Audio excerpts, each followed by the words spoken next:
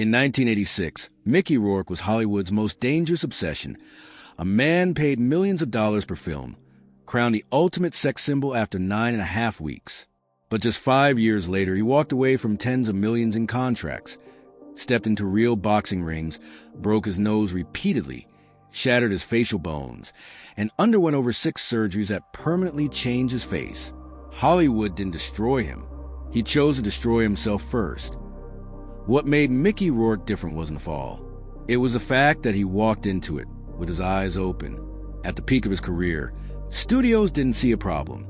They saw an investment. Directors saw a future icon.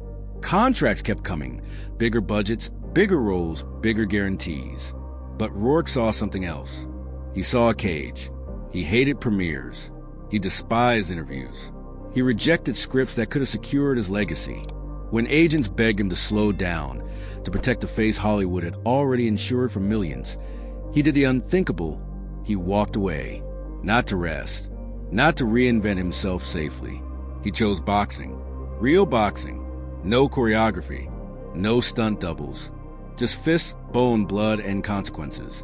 Between the early 1990s and mid-90s, Rourke fought professionally, suffering multiple facial fractures, broken noses, damaged cheekbones, and injuries so severe that surgeons later admitted some operations were performed by the wrong doctors at the wrong time. When he tried to return, Hollywood didn't hesitate. They didn't wait. They didn't forgive. They replaced him. The roles disappeared. The phone stopped ringing. The image was gone. And that's the most brutal truth of his story. Hollywood didn't abandon Mickey Rourke at his lowest point. It simply moved on the moment he was no longer useful. To understand why Mickey Rourke never trusted Hollywood, you have to go back long before the cameras, the fame, or the money. You have to go back to a childhood where safety was uncertain, love was conditional, and survival came before dreams. Rourke grew up in a broken home. His parents separated early, and his mother remarried a man who would leave a permanent mark on him. His stepfather was abusive, violent, and unpredictable.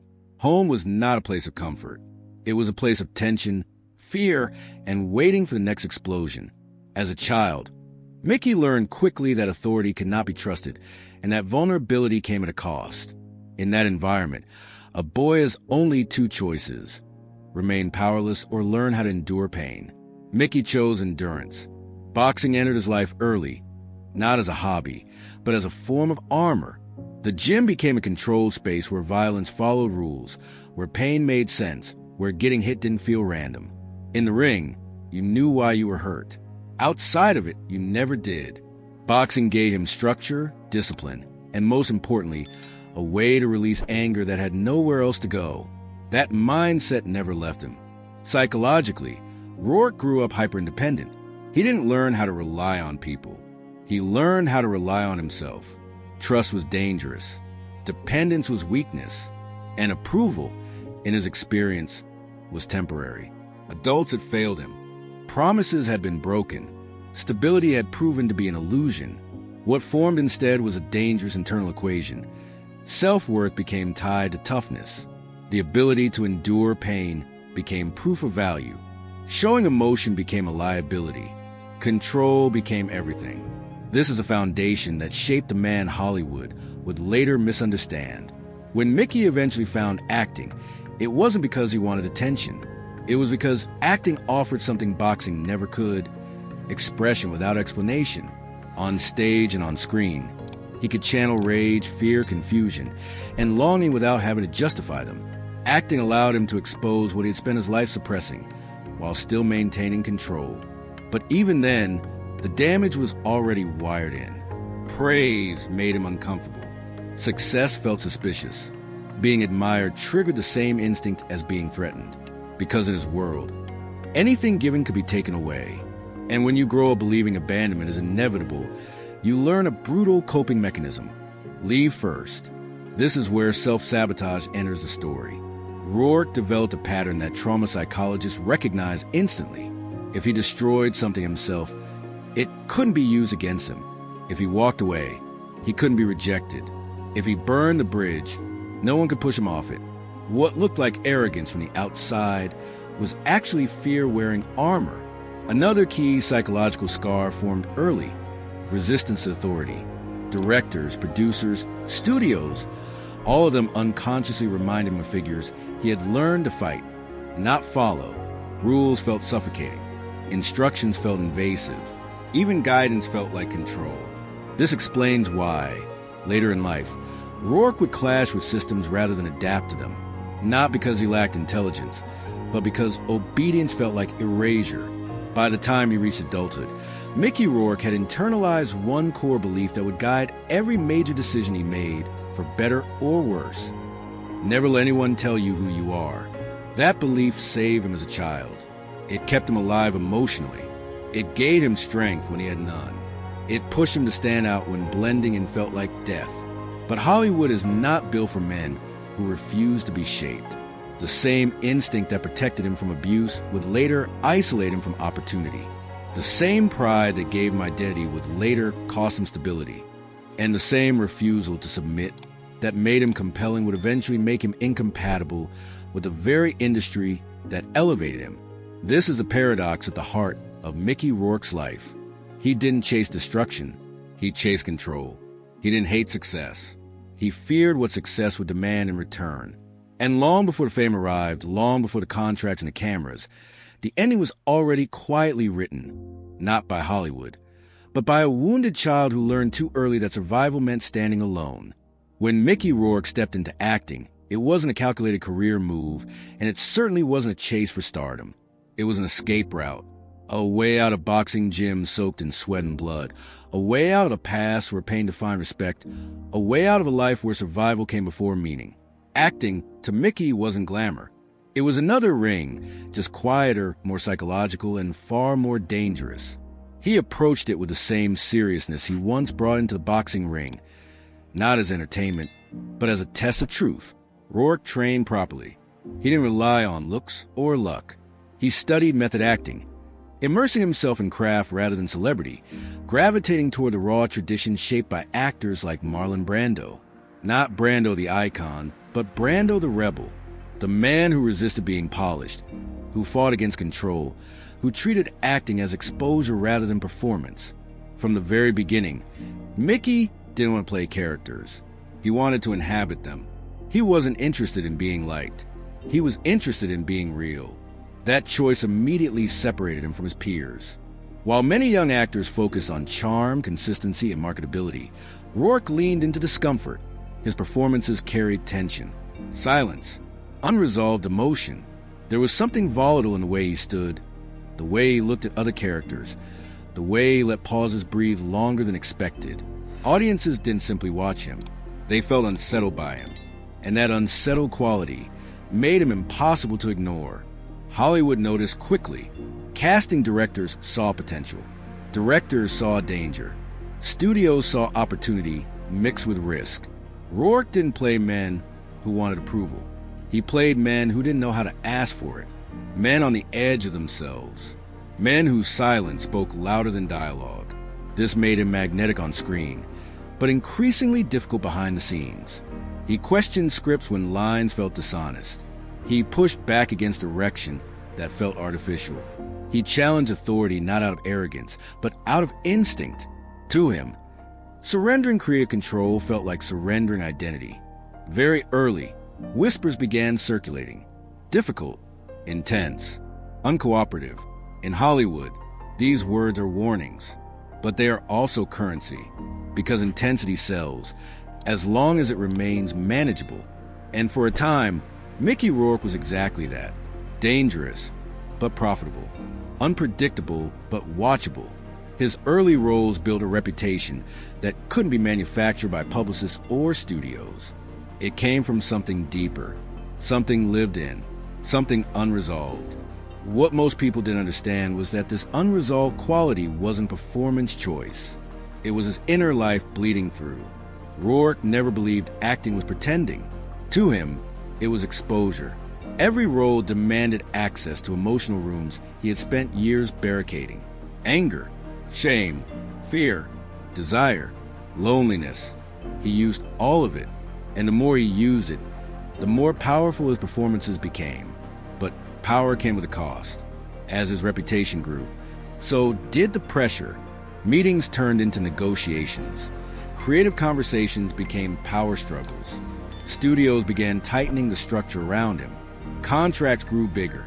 Expectations grew heavier. Publicity schedules filled up. Image management became unavoidable. And with every layer of control added around him, something inside Rourke began to resist more aggressively. To him, contracts didn't feel like opportunity. They felt like traps. Public appearances didn't feel celebratory. They felt performative and empty. Being told how to dress, how to speak, how to behave, how to smile for cameras echoed something deeply familiar. Authority, ownership, control, the very things he had learned to fight against since childhood. Hollywood didn't see trauma. It saw ego. Rourke didn't see structure. He saw threat. Both sides misunderstood each other, and the distance between them grew with every success. Instead of adapting, Mickey hardened. He trusted fewer people. He isolated himself emotionally. He leaned harder into his outsider identity, not because it was strategic, but because it felt safe. By the time his career was gaining serious momentum, a crucial decision had already formed inside him, even if he hadn't fully admitted it yet. If success required obedience, he would reject success, not out of arrogance, but out of self-preservation. This was not a calculated rebellion. It was psychological inevitability. Every role he accepted was one he felt deeply aligned with. Every role he rejected pushed him further away from the mainstream. And while the industry initially admired his refusal to conform, admiration has an expiration date. Sooner or later, non-compliance becomes inconvenience. Still, at this stage, Mickey Rourke hadn't fallen. He was sharpening his image, sharpening his instincts, sharpening the very blade that would later cut both ways. The more Hollywood tried to define him, the more fiercely he resisted definition. The more successful he became, the more trapped he felt. And when a man defines himself entirely through resistance, pressure leaves him only one direction to move: forward, into collision. Hollywood was already tightening its grip. Mickey Rourke was already pulling away. And somewhere between those two forces, the rise toward fame was quietly turning into a path toward impact. By the mid-1980s, Mickey Rourke was no longer just an actor with potential. He had become a presence, a force, a man Hollywood couldn't ignore, even if it didn't fully understand him. His rise didn't feel manufactured or calculated. It felt inevitable. There was something in his face, something in his stillness, something in the way he carried silence that made audiences lean forward without realizing why. He didn't need to chase attention. Attention found him. When 9.5 Weeks exploded onto the screen in 1986, it didn't just elevate Rourke's career, it reshaped his identity in the public imagination. Overnight, he became the embodiment of dangerous desire. Not the polished, smiling leading man Hollywood was used to selling, but something darker, colder, more unsettling. He wasn't safe. He wasn't gentle. And that was exactly why people couldn't look away. The film turned him into an international sex symbol, but not the kind that fit neatly into magazine covers and talk show couches. He was erotic in a way that felt confrontational, not inviting. Hollywood rewarded him accordingly. Offers poured in, bigger budgets, higher paychecks, more visibility. At his peak, Rourke was earning millions per film, commanding attention not just from audiences, but from the industry's most powerful players. Critics began drawing comparisons that carried real weight. Marlon Brando, James Dean, actors who didn't just perform roles, but altered the emotional temperature of the screen. For a brief moment, Mickey Rourke stood at the edge of becoming something legendary. But here's the illusion that formed at the center of his rise. Success looked like control. From the outside, it appeared that Rourke had beaten the system. He had fame without conformity, power without obedience, money without submission. But internally, the opposite was happening. The higher he rose, the tighter the structure around him became. The more valuable he grew, the less freedom he felt.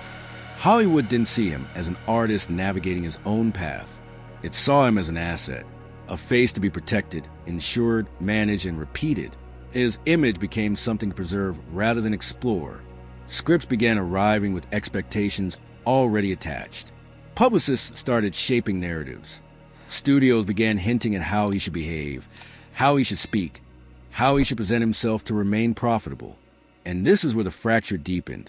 Rourke didn't experience this phase as triumph. He experienced it as suffocation. The same industry that praised his rawness now wanted to soften it.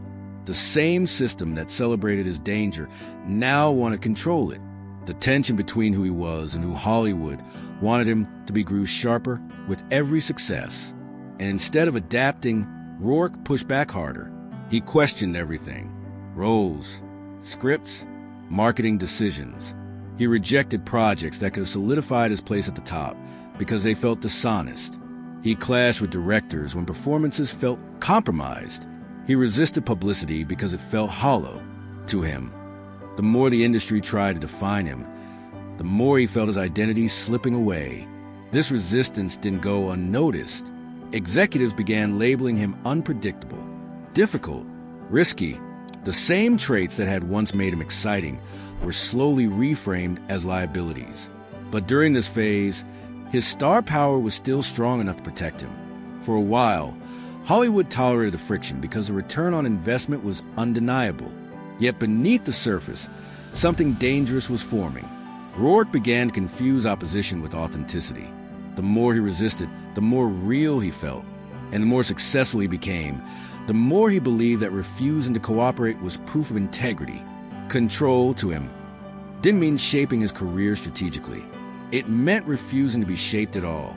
This mindset gave him a sense of power, but it was a fragile one, because it relied entirely on defiance. And defiance, when it becomes identity, leaves no room for balance. Another illusion took hold during this period: the belief that success was permanent, that his talent alone would always bring him back, that walking away would never truly cost him anything. After all, he had survived worse. He had endured pain, violence, and abandonment long before Hollywood ever entered his life. Why would this be different? But Hollywood doesn't operate on loyalty. It operates on momentum. As Rourke stood at his peak, admired, desired, and feared in equal measure, the warning signs were already there. Relationships were strained. Bridges were weakened. Patience around him was thinning.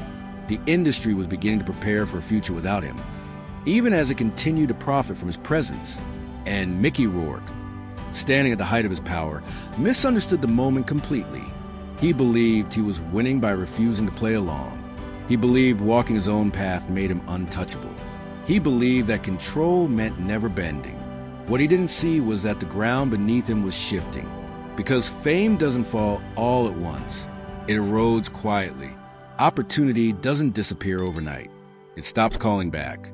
And when resistance becomes identity, the fall doesn't feel like failure at first. It feels like freedom. This was the peak, the brightest moment, the point where everything still seemed possible. And it was also the last moment before the turn. The most dangerous moment in Mickey Rourke's life did not come when he was broke, forgotten, or broken. It came when he still had everything: fame, power, money, leverage. Because that was the moment his ego stopped being armor and became a weapon pointed inward. From the outside, it looked like confidence. From inside, it was defiance fueled by unresolved fear. Rourke didn't feel like he was standing on top of Hollywood. He felt like Hollywood was closing in on him.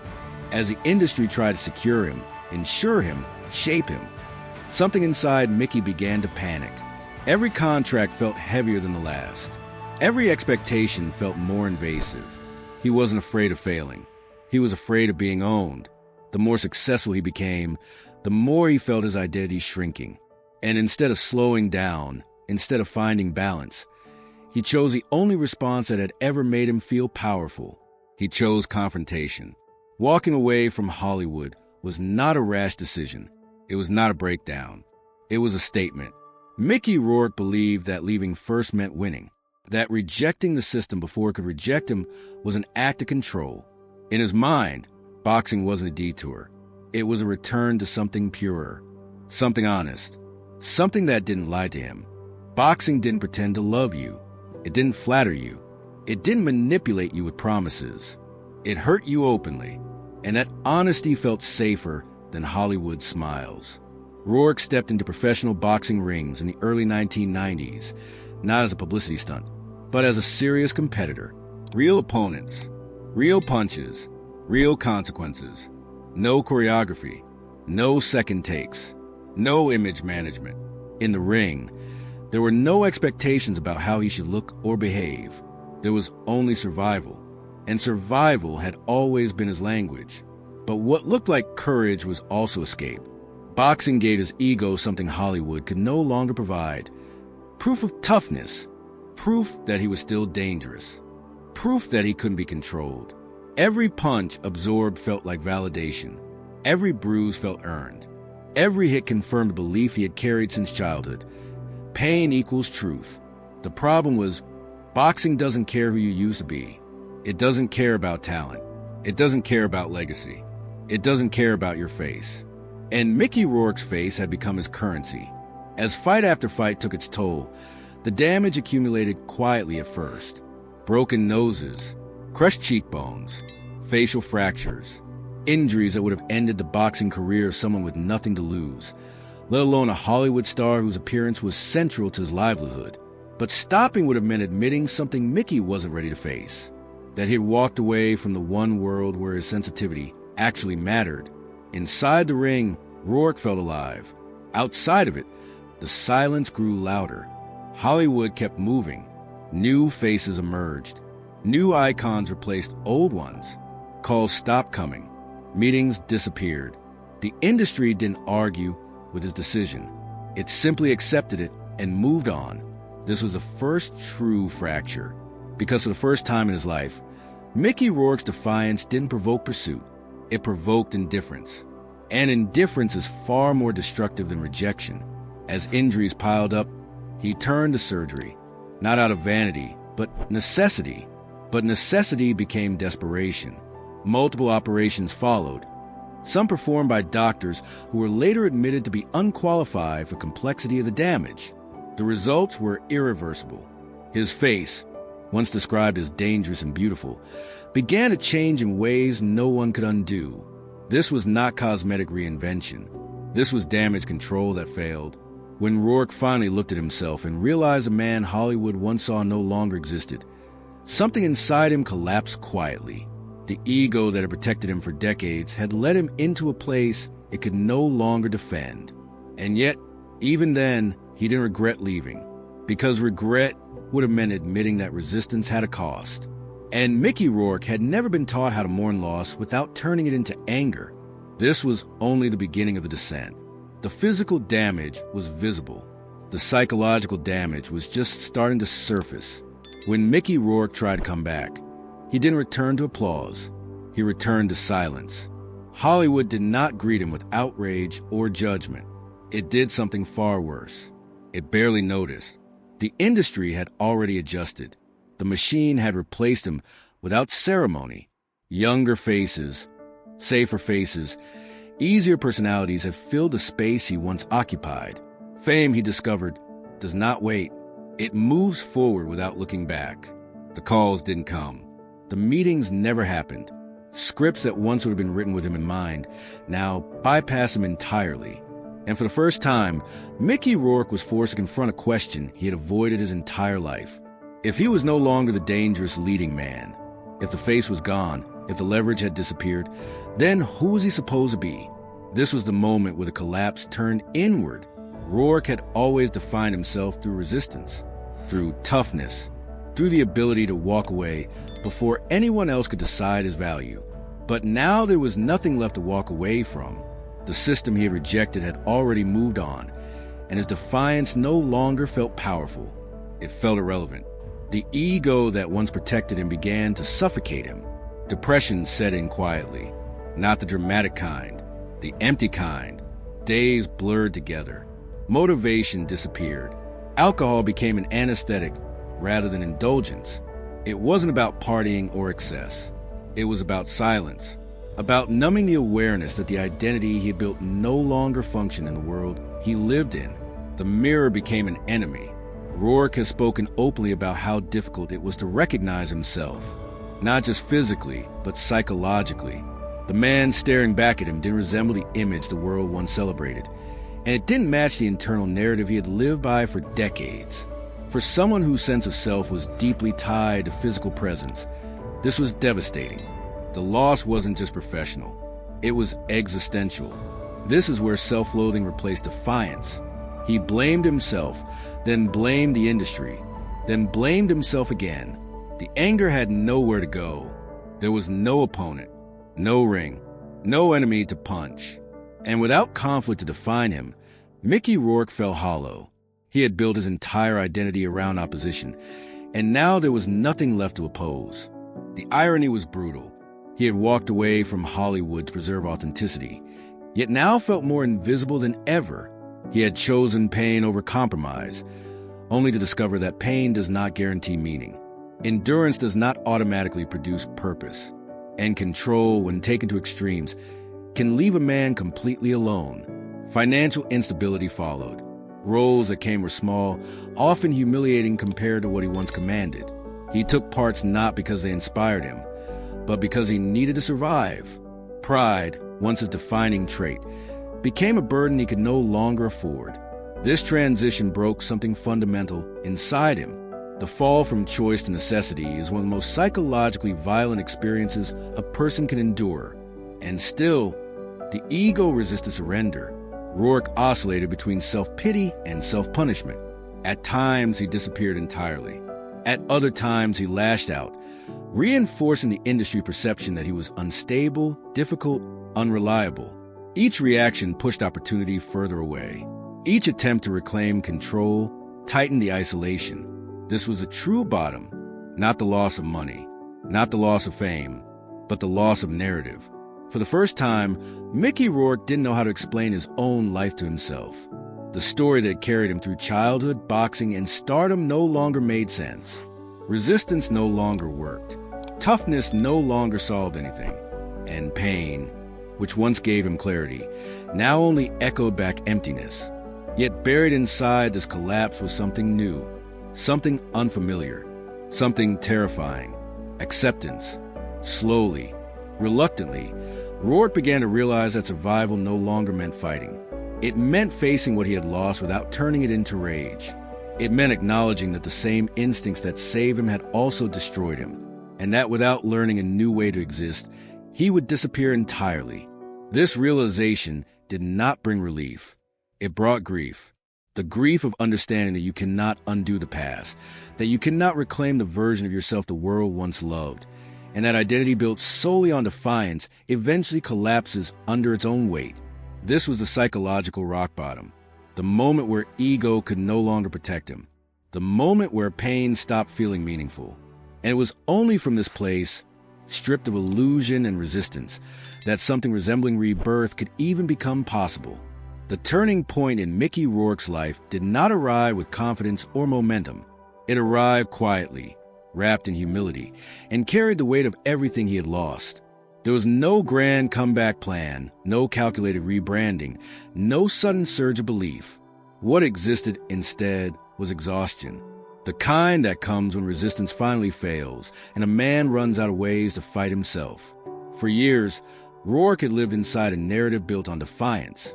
He had survived childhood through endurance, adulthood through opposition, and fame through refusal. But now, stripped of leverage and illusion, he was forced to confront a truth he had avoided his entire life. Toughness alone was no longer enough. Ego could not rebuild what ego had destroyed. This is where humility entered the story, not as virtue, but as necessity. When the script for the wrestler found its way to him, it didn't feel like opportunity.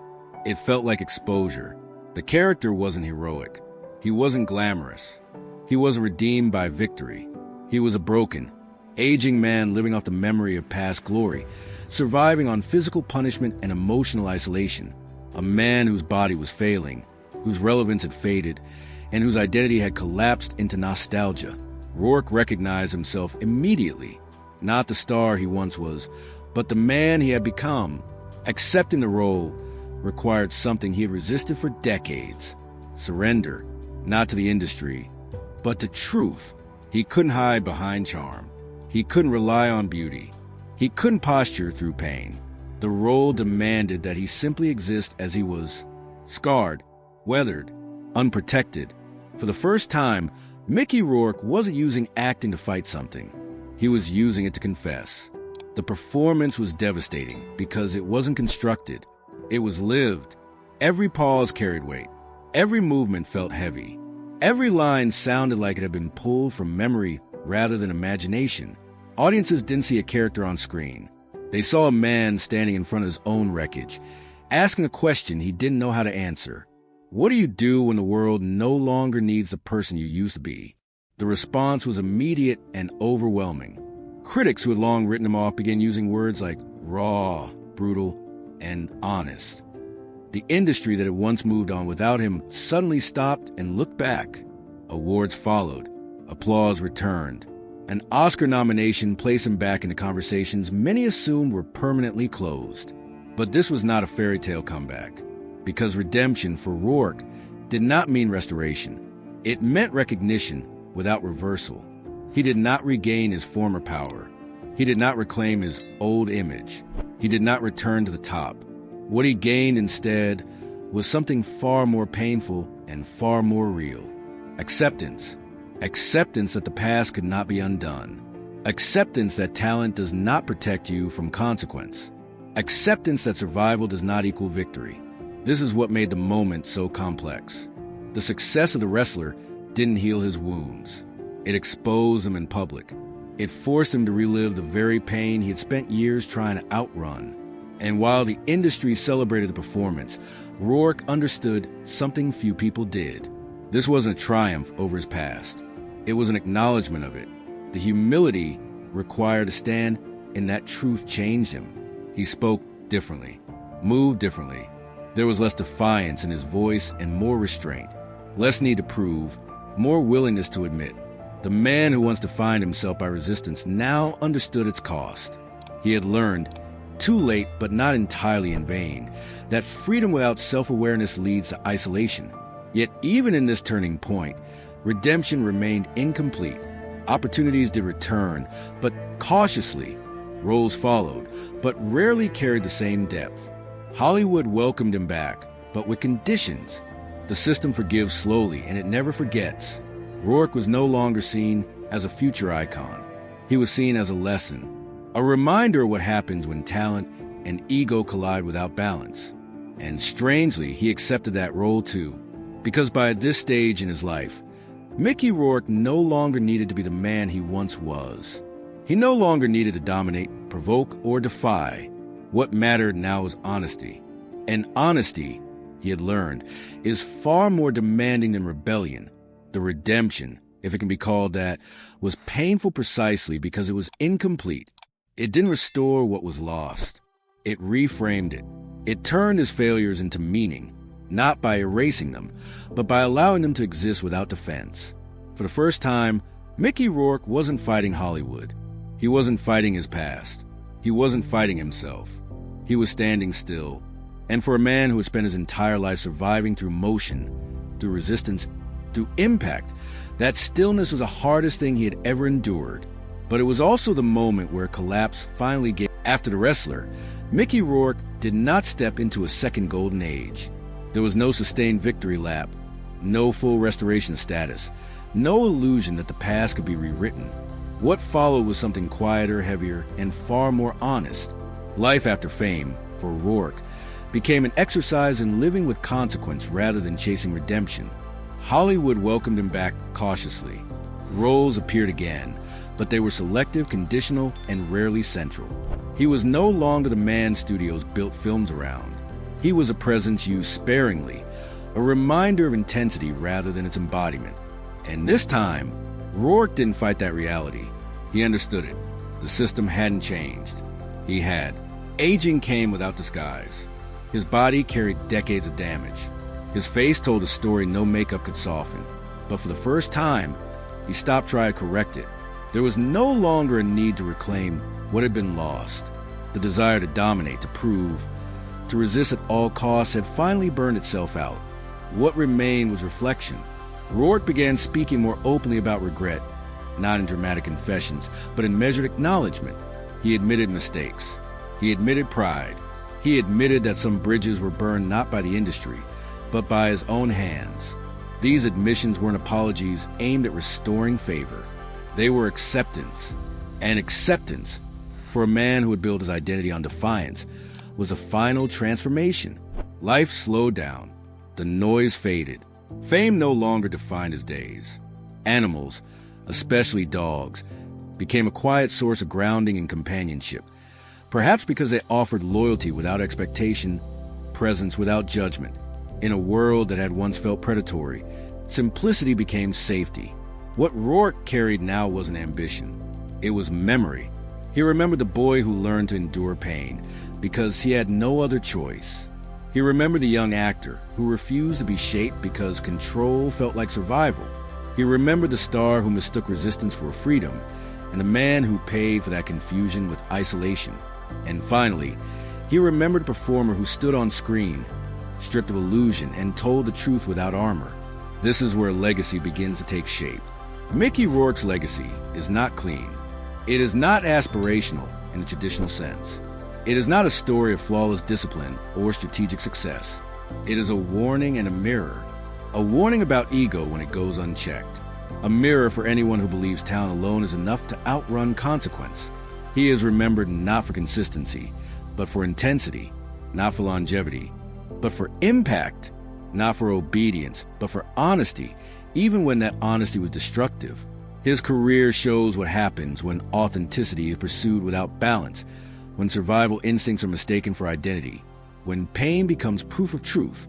And yet, there is something quietly admirable in the way his story ends. Not with victory, not with restoration, but with awareness. Rourke did not conquer Hollywood. Hollywood did not destroy him. What happened instead was far more human. A man learned, painfully and too late, that freedom without self-knowledge leads to isolation, and that control, when driven by fear, eventually collapses inward. Today, Mickey Rourke exists outside the myth he once represented. He is no longer the dangerous sex symbol, no longer the rebel icon, no longer the cautionary headline. He is a survivor of his own extremes. And that survival, stripped of glamour and illusion, may be the most honest role he has ever played.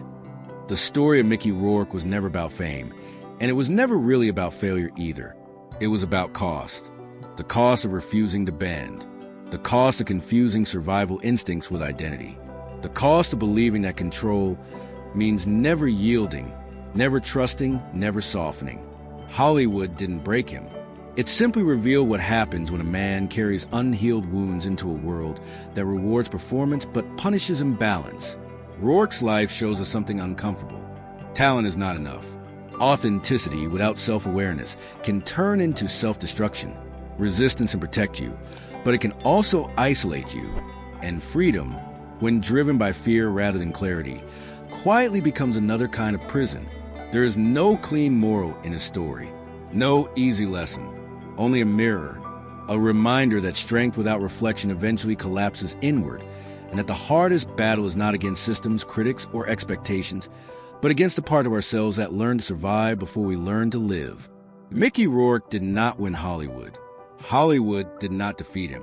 What remains is something more human and far more honest, a man who paid the full price for being uncontrollable, and in doing so, showed us that the greatest danger of fame is not losing it, but losing yourself long before it's gone.